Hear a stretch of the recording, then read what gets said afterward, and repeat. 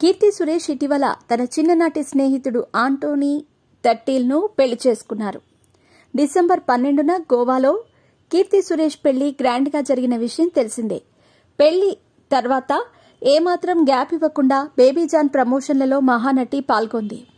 మెడలో మంగళసూత్రం ధరించి ప్రమోషన్స్లలో హల్చల్ చేసింది. క్రిస్మస్ కానుకగా అభిమానుల ముందుకు వచ్చిన బేబీజాన్కి మాత్రం అనుకున్నంత స్పందన రాలేదంట.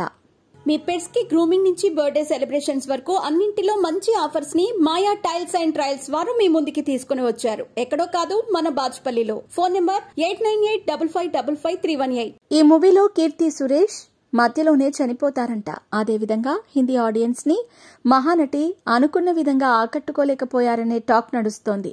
దీంతో మహానటి పెళ్లయ్యాక కూడా చాలా కలిసి రాలేదని బాధపడుతున్నారట.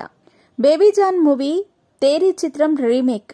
తమిళంలో ఇది సక్సెస్ సాధించిన విషయం తెలిసిందే. దీనిపై వరుణ్ ధావన్, కీర్తి సురేష్ రొమాన్స్ పండించారని తెలుస్తోంది. కానీ ఈ మూవీ మాత్రం అంతగా పబ్లిక్ టాక్ ను సొంతం చేసుకోలేదని తెలుస్తోంది.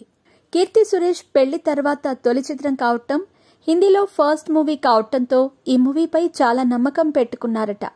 కానీ ఆమె అనుకున్న దానికి పూర్తిగా రివర్స్ లో జరిగిందంట.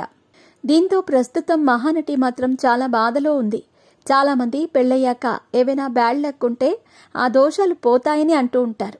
కానీ మహానటిని మాత్రం ఆ బ్యాడ్ లక్ పెళ్లైనా కూడా వదల్లేదని కొందరు అంటున్నారు.